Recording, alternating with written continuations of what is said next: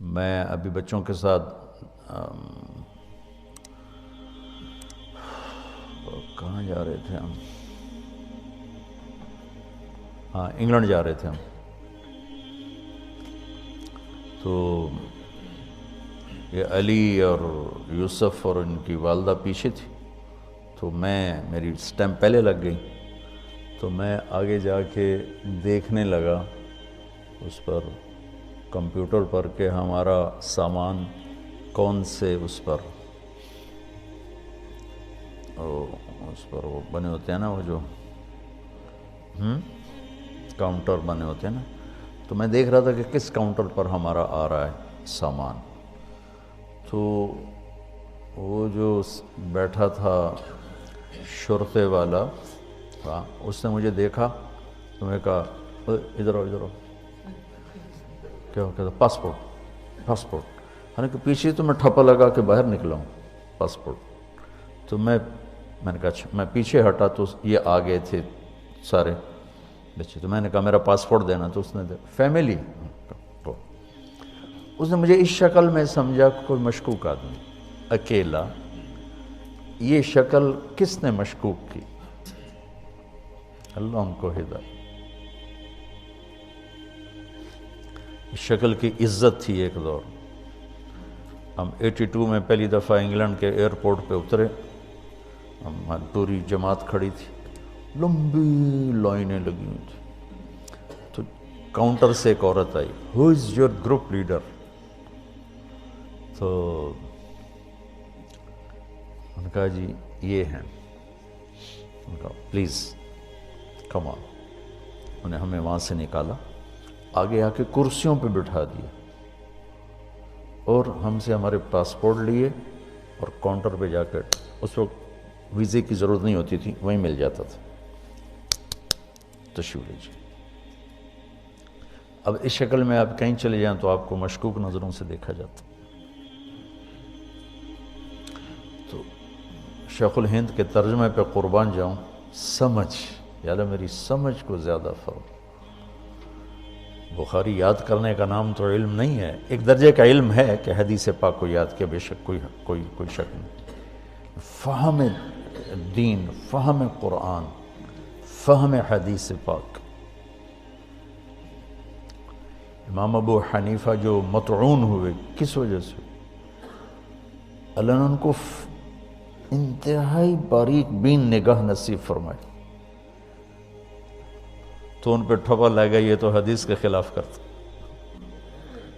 عام یہ فراست تقسیم نہیں ہوتی، کسی کسی کو ملتی. تو خیر، آج دائیں بائیں باتیں چلی گئیں، لیکن فائدے کی ہیں. اپنے آپ کو عالم نہ سمجھنا. ابھی تو تم مولوی بھی نہیں ہو تو عالم کیا ہوگا؟ میرے جیسے تمہارے پڑھانے والے ہیں تو تمہیں کیا حاصل ہوگا؟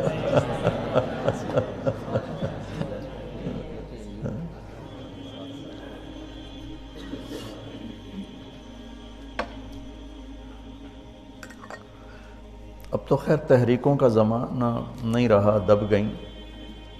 یہ مولوی عدنان صاحب وغیرہ جب پڑھ رہے تھے تو اتنے اشکال ایسی بچوں کی پرچیاں آتی تھیں جہاد کے عنوان پر. اب تو سارا نتیجہ آنکھوں سے دیکھ کے اب تو نہ کسی کو جوش ہے نہ جذبہ ہے، بلکہ سارے ہی ٹھنڈے ہو گئے.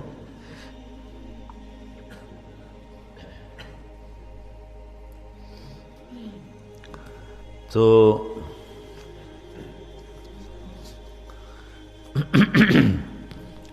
ذوف کے احکام اور ہیں بچوں.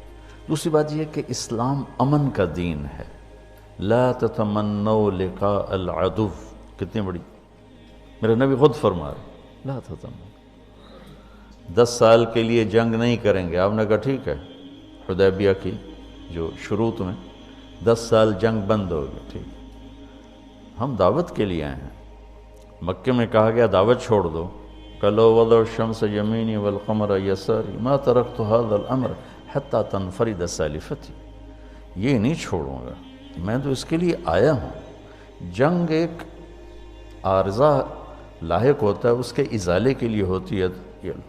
10 سال نہیں لڑیں گے.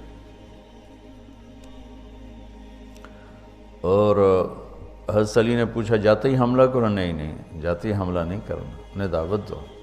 ایک آدمی کا ایمان لانا حمر النعام سے بہتر، یعنی ساری کائنات سے بہتر. تو اسلام امن کا دین ہے. اس کو ہم نے بدنام کر دیا، فساد کی شکل بن گئی. بہت دکھ ہوتا.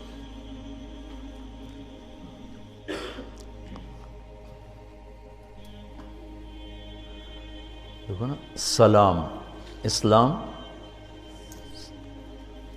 الاسلام من السلام، پتہ نہیں بخاری میں دیکھنا کوئی ایسی روایت ایک ہے